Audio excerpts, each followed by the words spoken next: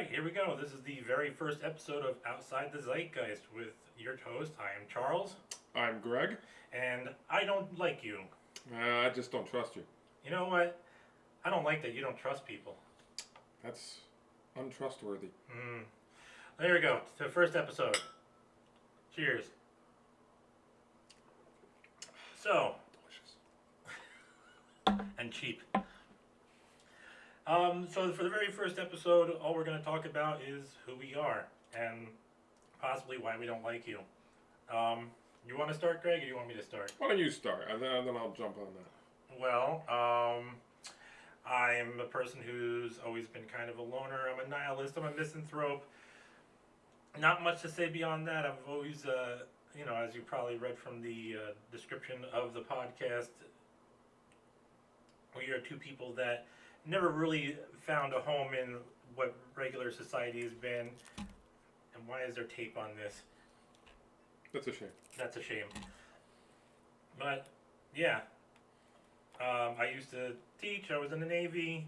I've done this, that, and the other thing. Done more shit than I've ever wanted to do in my life. And now here I am making a fucking podcast in my apartment.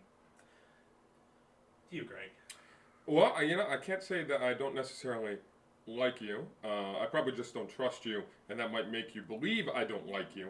And for that, I don't care.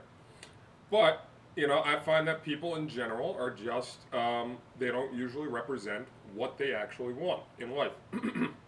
Be that from all the retail experience I've worked, or just all the lousy people I've met in school, college, through all where I've worked and played games. It's just, I find people usually have a secondary motive as to what drives them, and I'd love to know what it is, so that way I know what's going on. I just want to know what's happening behind everyone's mind and how they think. Yeah, I mean, that's one thing I've always tried to do myself is I've always played off as the observer, never really participating. Always trying to figure people out, and I'm at the point in my life where I've come to realize that it's all just horseshit. It absolutely is. The last year alone has shown me even more so that the people in charge of not only just where we live, where we communicate with people, where we work, do whatever, that they don't care about me, but also the world doesn't care about anybody. They just really care about themselves. Yeah, I mean, that's definitely true. The question then becomes is how much should a person care about how much should we all care about one another? Although I have a tendency to use words like should just because that implies that there's an inherent way that there's inherent right and wrong that's ubiquitous to everybody. But yeah, I mean, speaking, you bring up a good point about people saying they want one thing and then doing another, and that actually brought to mind a poll that was taken recently. It said 62% of Americans want a third party, and I'm listening to this and I'm thinking, you know what?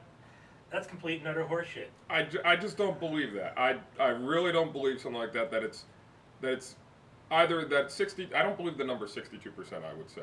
I think the number is either smaller or almost non-existent, because I don't think people even have the concept of the third-party system at all. I think the average person couldn't even conceive of the fact that there is something other than a Democrat or a Republican. It doesn't even cross their mind, in my opinion. I think maybe 15% of actual individuals would believe that there is the possibility that there could be another party, and that's pretty sad, in my opinion.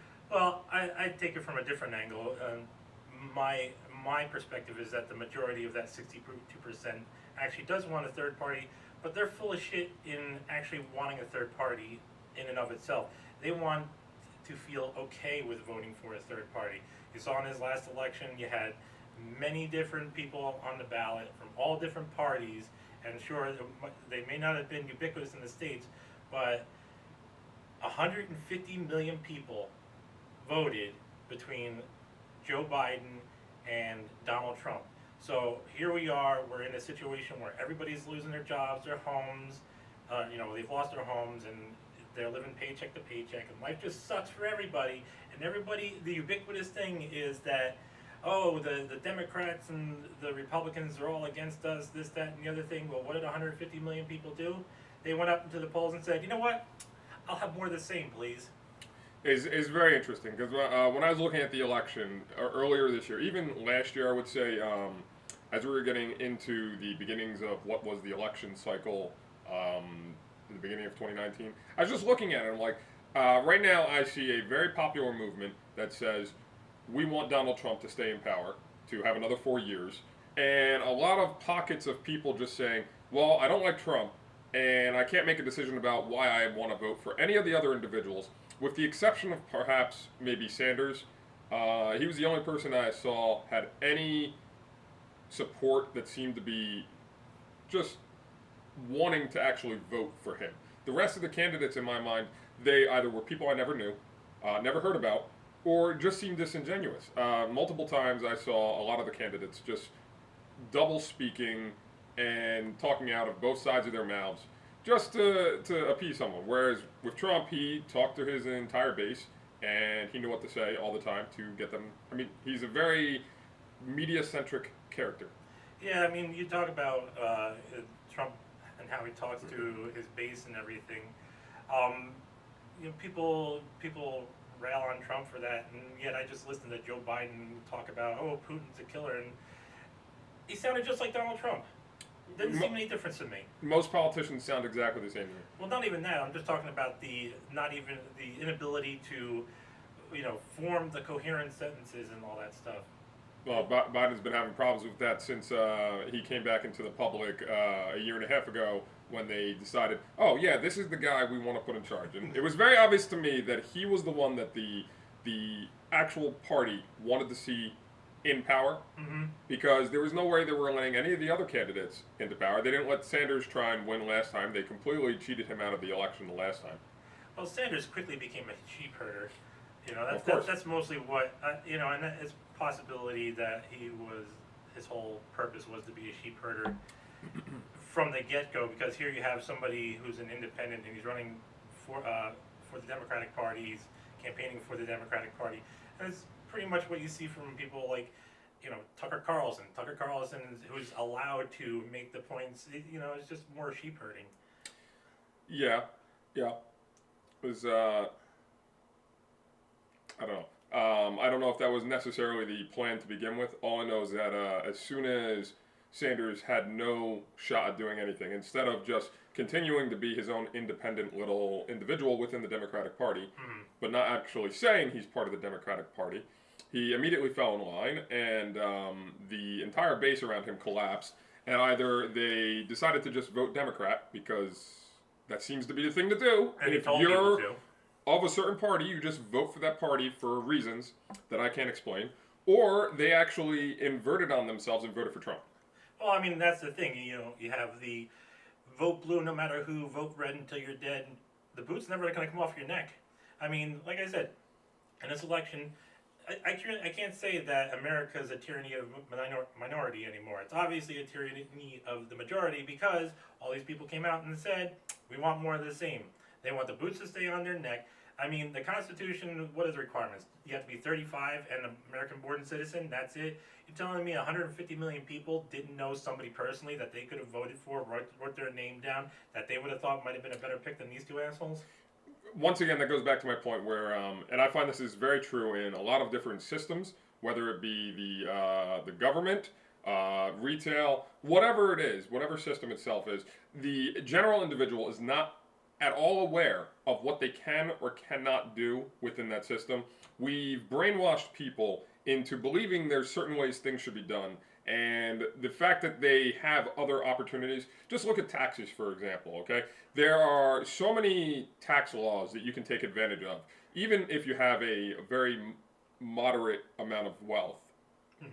Not even a moderate amount of wealth that you can take advantage of just to save money here and there. But people don't know about them. I don't think I even know about any of the ones that I should be taking advantage of. But I know that for a fact that people are constantly just, fill it out, wait until the last moment, possibly. And then never read the fine print. Never, no. Number one thing I'm grateful for to my father is that he told me to read through every single thing I sign. You know, if I can't understand what I'm signing, I'm not going to sign it. Yeah. It just people aren't aware of what they have at their disposal. Oh, I mean that, and it's. I would say that a lot of it is more for the convenience. People just want what's convenient. I'll go back to that poll. 62% of the people, I'm calling bullshit. I'm saying 62% of the people just want to be convenient to vote for a third party. Because let's don't go through the arguments of you know the same bullshit you hear over and over again. Mm-hmm. The oh well, you got to vote for the lesser of two evils. Well, okay, well you can decide if you're going to have your legs cut off from the right side or your legs cut off from the left side. Either way, you're not going to be able to afford the health care when you have no more legs. So you know there goes that out the window. Oh well, you're wasting your vote. How are those $2,000 checks everybody's getting? Oh, I'm sorry, I mean 1,400. Oh, how is all that great health care that we got under Trump and all the Republicans in charge? Oh, I'm sorry, it wasn't. Or those tax reductions, the tax reductions that were replaced with a tax increase on goods from China. You know, it's. Well, that's another nuanced type of issue where you see one side of the equation, but then there's this whole other part of the equation that's hidden from you or not so obvious. And because you're just not aware of the fact that these factors exist, the fact that these conditions are always going to be there, you're like, oh, this is a plus, when it's sort of a net neutral. You have that, or you have the things that are great now but ultimately detrimental later, Right. versus So the things that are detrimental now but ultimately beneficial later. the tax whatever The tariffs. no changes that Trump made to the taxes as Oh. far as the individual has a somewhat significant impact on the average individual for now, but then it disappears after some number of years, and the tax benefit that the wealthy got continues to persist even after those who are just making maybe 100,000 or less, or even a little bit more than that, disappears. So, sure, I saw a decrease in my taxes. Did I notice it? No, because it wasn't significant to make an impact on me. I only noticed that, oh, I paid less in taxes this year when I did the whole entire when I did my filing. Yeah. I'm sure glad that I have a yacht that I can write off. Let me know when you get that out to sea. I would love to go fishing with you on the yacht. Well, I mean, does it count if it's in your mind? Unfortunately not. No, Oh. all tax havens must be physical, Oh. real things, except for those shell corporations and other such. The other thing too, the other argument is that like the whole idea of a spoiler, right? You have to vote for one or the other, this, that, and the other thing. And I think to myself, you hear that too from like the people that, oh, I'm a proud American, da da da da, this, that, and the other thing. But what person who would call themselves a proud American while telling somebody else that their speech has to be compelled? I don't know. I mean, that's the thing. It's my vote. It's my voice. I'll say whatever the fuck I want with it. The other thing with all these, you got to vote this way and that way. It's too many people have just become. I'm gonna guess. I call them sheeple. They just vote in the way that they're being told, and they only look at surface level issues. They never dive deep into what the actual candidates are really talking about. Yeah, because that's too hard. It is for a lot of people. I don't know why. 5 minutes of searching on any browser on the internet gets me most of my answers, and 20 minutes of searching usually gets me the real answer I'm looking for. But it's harder and harder to do with Google and. Oh, sure. One of my least favorite things about Google, and I discovered this years ago, is you can't find anything past 1,000 inquiries into any Google search. And that only depends upon if they're going to show you 1,000 inquiries. Even worse than that is if I were to go into news and I were to type in Bush W, right? Mm-hmm. Only the most relevant, most recent of issues are going to pop up on the internet, because only the most relevant and recent issues are still being cataloged. Everything else that was previously cataloged for some reason has poofed, disappeared. You can never find them. You can't see anything past about 2 years in the news cycle. Even if you sort it by date, they're going to show you something from maybe 2004 once Mm-hmm. in 100 searches. And if you even type in the date of the search, you want okay, I want to blah blah blah blah from this far long ago. They won't show it to you. Yeah. It's a very big problem in my mind because even though people will go on and on about the fact that the internet is a great resource where you can find any information that you need to, realistically, It's all been curated for years. 100%.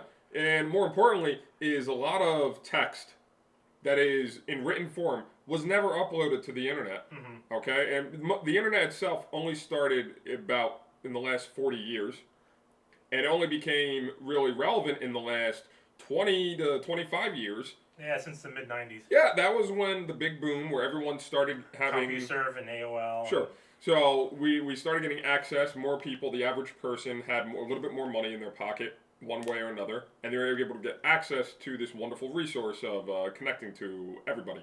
But in that time, I guarantee I can't find a single news article from the '90s that would give me information without having to go behind at least 2 or 3 paywalls. Right. And I'd have to know where those paywalls are to begin with. Yeah, I mean that's definitely a case for everybody doing their own digital scrapbooking, where things that stand out for you, you know, some people would save newspaper clippings. I mean, you used to be able to go in the library and look at the newspapers, but now everybody's got to, you know, save your own videos, save your own backups. I mean, the hard drive space is so abundant now, and it's easier to do. Although one point with the Google searching and everything is that I do have to ask how much of that is intentional, because it would make sense that the Google algorithm curates searches not only by, I mean, we can assume that they curate their searches manually, but also Sure. by analyzing the trends. What are people looking for? Well, yeah, that is so. The development of algorithms, the AIs that even run these algorithms, has been both good and bad. There are a lot of unintended consequences that Mhm. happen from them. You could just see that from various news articles and YouTube and Twitter and other things. It's programmed to do stuff, Mhm. and they accidentally do stuff because that's what it's programmed to do. It doesn't know why it's doing it. It's just been programmed to do that. Yeah, it's the same But thing with there's everything. also a lot of manual curating. There's a lot of manual curating that you're not even aware of that's happening that you could attribute to the algorithm, but I don't know. Sometimes it looks too intentional to be the algorithm did it. And that seems to be also a catch-all phrase. Oh, it's the fault of the algorithm. Yeah, I agree. And that is going to lead to a lot of horrific things that you won't even know are horrific until years later, just because of it seems even though we're in the age of instant communication, the ramifications are never realized until years later, and you can't Right. predict these things.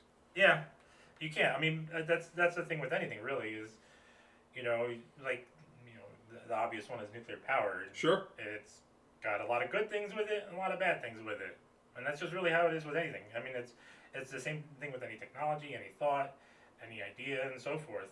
And you have to bear the responsibility.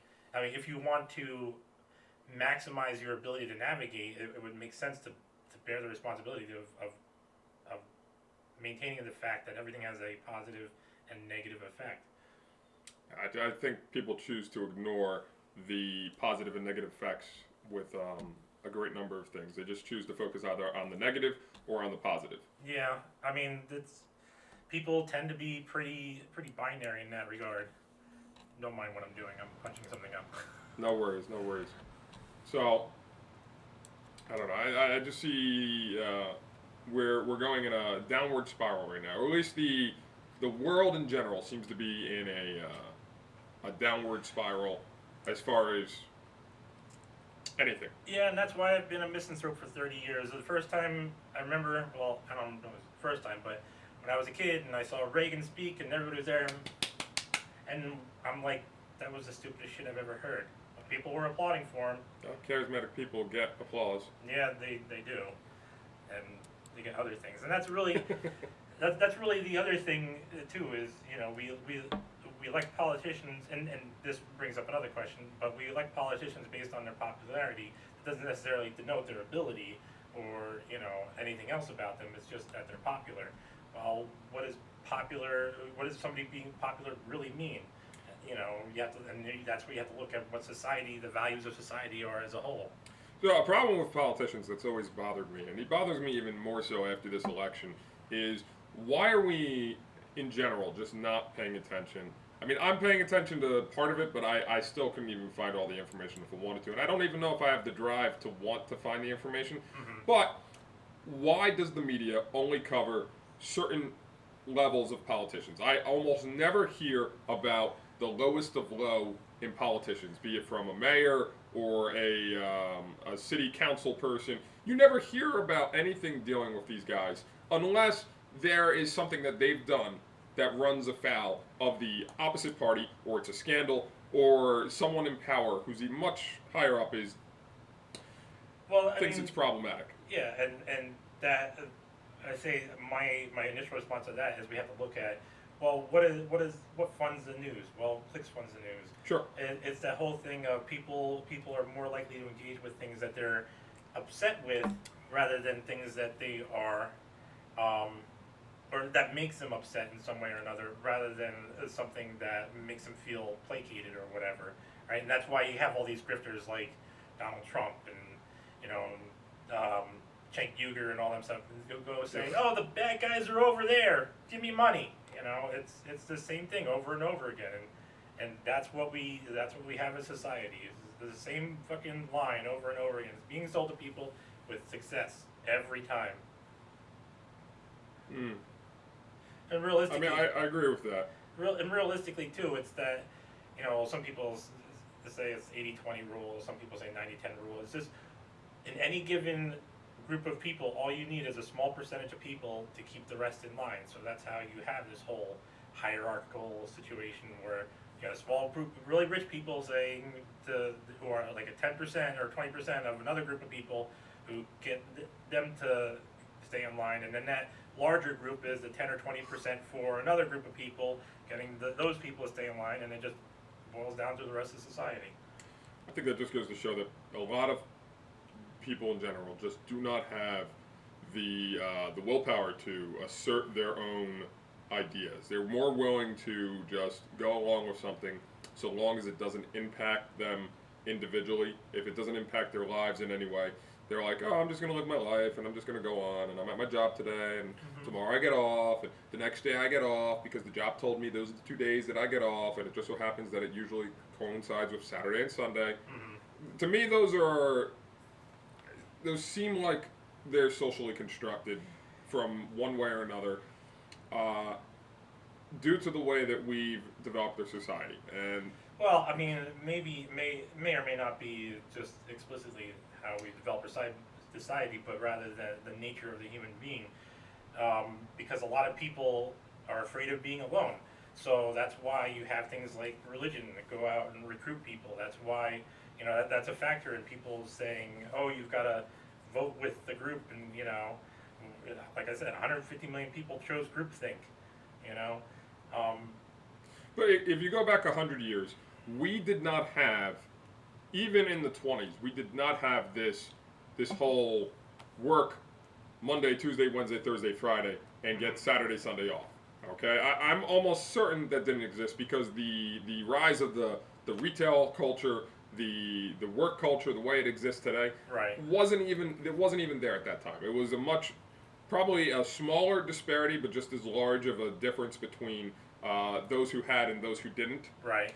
But the actual structure in place, I don't think really came about until the rise of like unions, and Right. unions had a big impact on the work week, as well as a number of other factors, such as our health benefits, our pensions, Well, that or was because, retirement type things. I mean, that was also like the flaw. I mean, you had the Gilded Age in the late 1800s, you know, which is basically what we're going through now.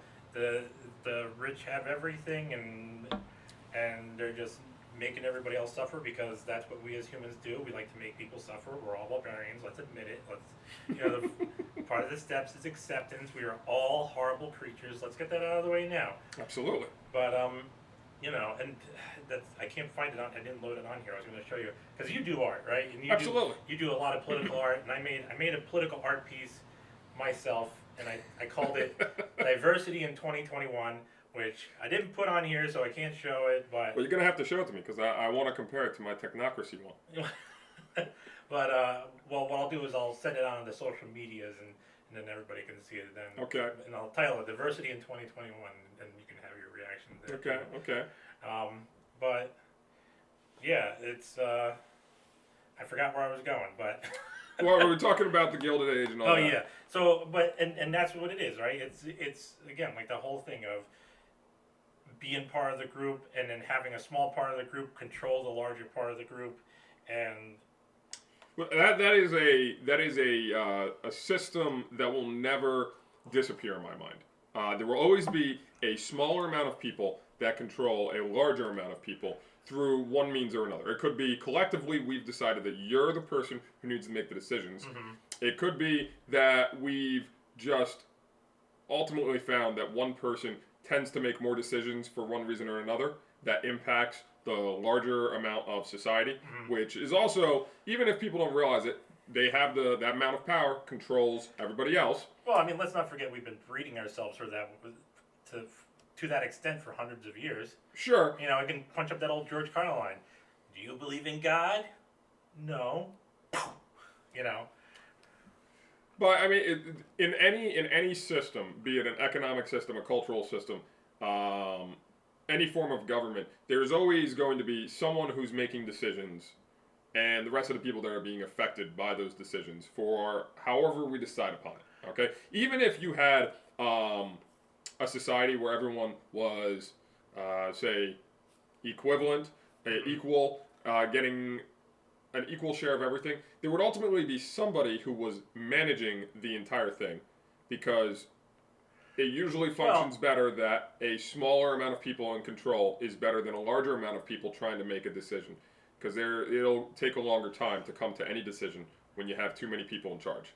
Right, but so here comes the question for that. Does it have to be a someone or does it have to be a something, right? Because you have like ideals, like movements, Black Lives Matter and Antifa and so forth. And, you know, of course, them being ideals and not necessarily organizations. They're organizations. Well, They're definitely organizations. Yeah. Both Antifa and Black Lives Matter are organizations. The difference, in a sense, yes, and in a sense, no. There are groups that say, okay, we're an organization, we're calling ourselves Black Lives Matter, and that's going to be our name. But for others, there are, okay, well, this is a part of a movement, this is an idea. That is not how Antifa functions. Antifa has what you call cells. Okay, every cell of Antifa is completely different, but they all sort of ascribe to the same ideals. But within Right, that's what I'm talking about. Yes, but within each cell, each group has a hierarchy where someone is making those decisions for the rest of the people, and it just so happens that they all communicate with the other cells all together. They don't necessarily always move together, but individually they have their own power structure. I was talking about the macro scale, not the individual cell structure. All right, the macro is you kind of have this loose federation of people who are kind of united behind an idea, and no one, like with that example, no one cell can dictate to another cell. Right. Well, that would be sort of that's a tribe type thing. Yeah, but even still, it's the whole. I don't think any of them have the same ideas. I think they just have similar ideas. Yeah. But they all go under the same name, and that's the thing. Right, because that gives them power. Right. So you have people that say, okay, well, I'm doing this in the name of this, in the name of the idea, but that may not be the same thing that everybody else who has that idea subscribes to. I don't even believe that they actually believe those ideas. I think they just want power, pure and simple. Oh yeah, you always have those people as well. Realistically, I think that the people who are in charge of the cells of Antifa are the people who actually just want power. They don't care how they achieve it. They just want to have that power. Whether it's a rush or whether they want to actually do something, where they take it somewhere, they establish something. I can't say. It doesn't seem to me that the people who lead any of the Antifa groups actually want anything except to be a disruption to this society, which I guess could be an achievement, but it's not a very good achievement, and it doesn't take you anywhere. Because they often do things that contradict themselves. They, like most people. yes, they say they're for certain minority groups, and then they go around and destroy the same minority groups' homes and businesses and such, and they disrupt communities where a lot of these groups live. It doesn't make any sense to me. I don't know. It seems like chaos for the sake of chaos. Well, some people, and at the same time, some people take power or pursue power just for the sake of power, and the ideal is just the guys behind that pursuit of power. I've been thinking about power in general when it comes to any form of power, but I'm at the point in my life where I feel like I have a little more money to spend than I used to have, or I have more to work with than I did before. And I'm still trying to figure out, why do I want any of this money? Why do I want any of this power? The only thing I can come to the conclusion of is that I would want to make it better for the next generation in some way. I would want to impact the world in some way, but I don't know necessarily if what I'm doing actually really does that. And it doesn't make any sense to me that I should continue to go along these paths if the power that I accrue from them doesn't impact the actual world in a positive way. Okay? If I'm not making a change that is to the benefit of more people than myself, it just doesn't seem like a good pursuit. Except for possibly the short run, just so I can get myself into a better situation. Well, wanting to make things better for the next generation, there are probably many that would consider you a better person than me, because I'm at the point where I'm just like, you know what, fuck it. I'm really just rooting for the oligarchy at this point because there's no way in hell I'm ever going to have kids. I mean, I'd rather, if I really wanted to do something meaningful and worthwhile with my life, dating would not be the thing I would do. But even still, and then again, I mean, I guess you could say that that's kind of the point where, I mean, even though I've always been a misanthrope, I've always kind of, I don't like people, but that doesn't necessarily mean that dislike is justified.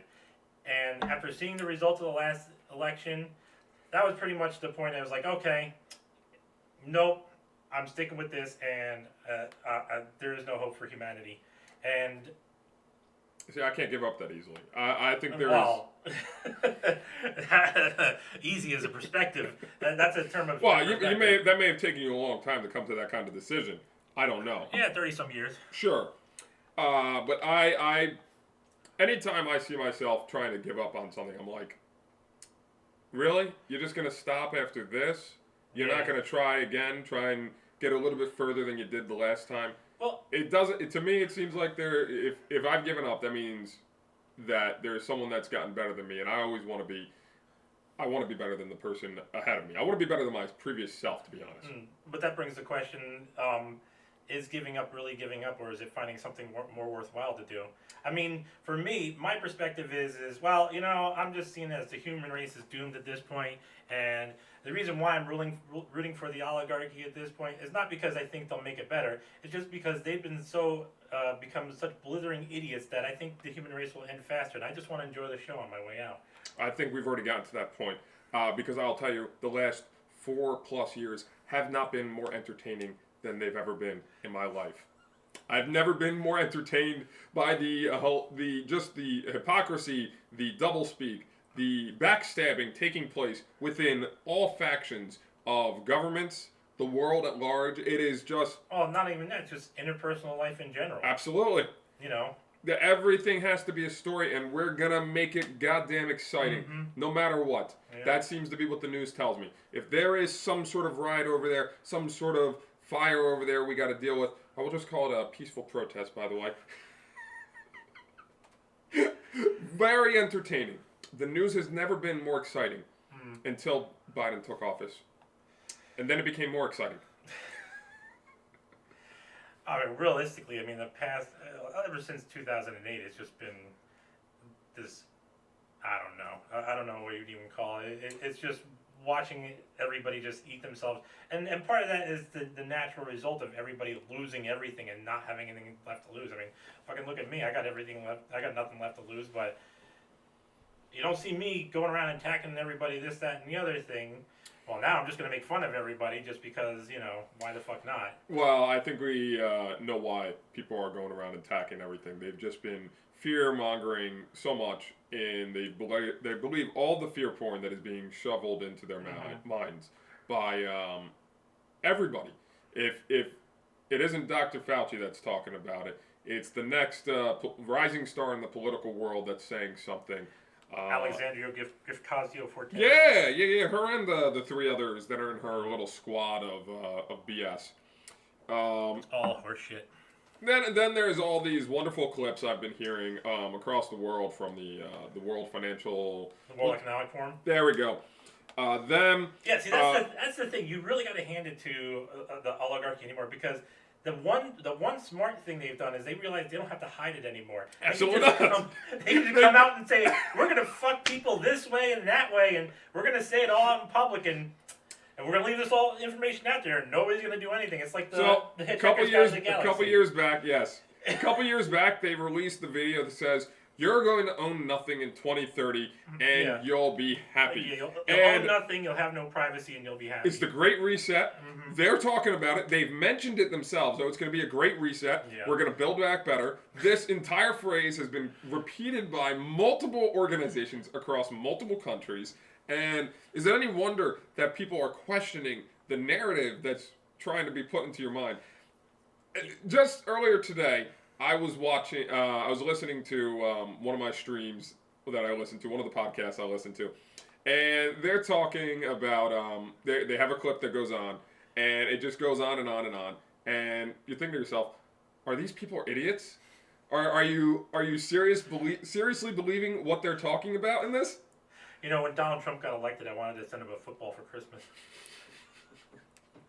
I mean, if you were listening to Biden's speech, what was it, last week?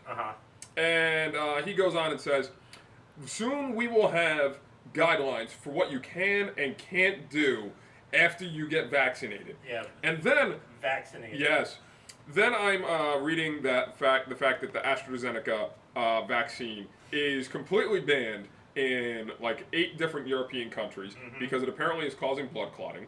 But the United States is still allowing it.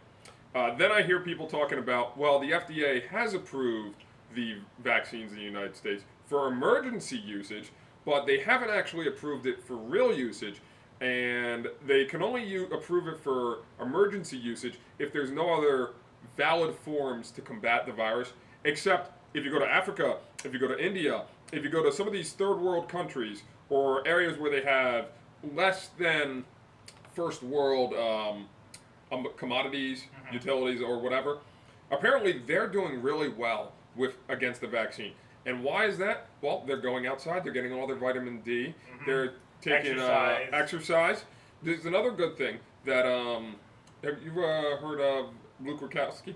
Oh, Rudkowski, yeah. Yeah. So he's always pushing people should be exercising. Why doesn't the average citizen hear from the government? Well, why don't you get to the gym? Why don't you eat a little healthier? Probably because fat shaming is awful, and we can't do that. We can't advocate for people to live healthy lives, to do stuff that would empower themselves, to be free of the shackles of sugar and food. Yeah, I mean, that's one thing you'll never hear from people that want power is the desire for individuals to promote their own healthy and independent lives. It'll always be some kind of dependent group think, you must do this, here are the guidelines, blah, blah, blah.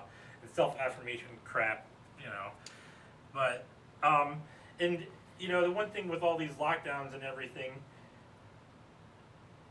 you really have to wonder who decided that these ideas would be good. Let's just say that they were in earnest, like deciding who could be open, who could be closed.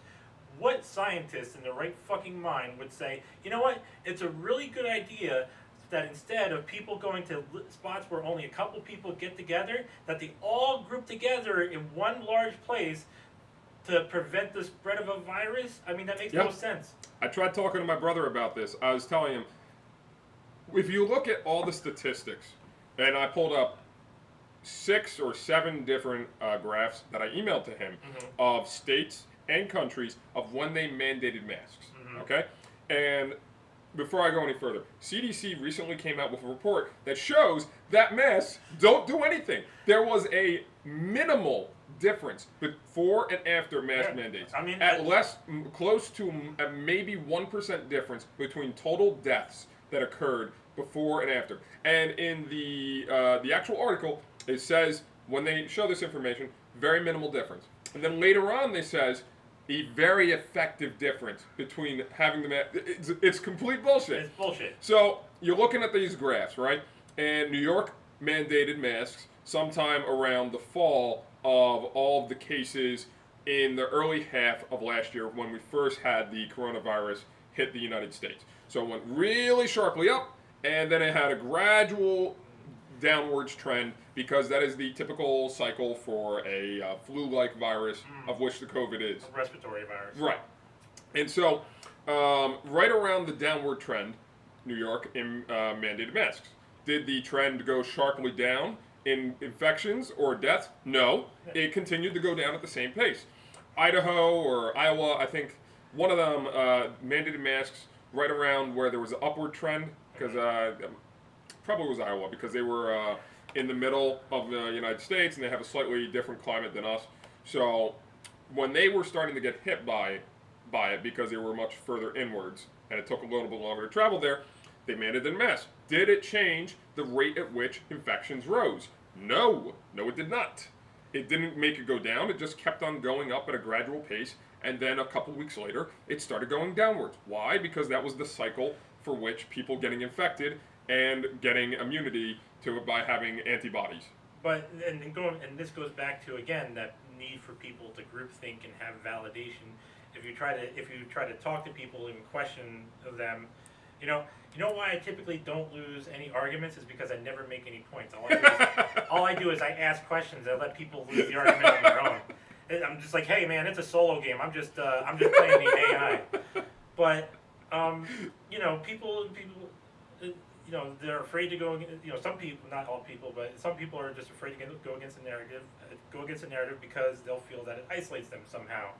But at the same time, you have the Milgram obsequiousness, where it's like, oh, do you have a degree, blah, blah, blah, do you have this, that, and the other thing, who's validated you? Like, motherfucker, I dropped out of college twice.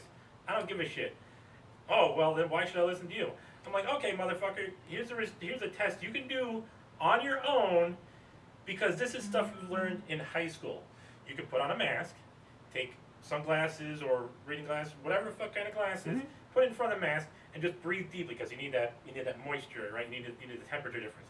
And if your glasses fog up while it's in front of your mask doesn't do shit. And if it does, oh, well, maybe your mask does something. Let's try test 2. Put your glasses on.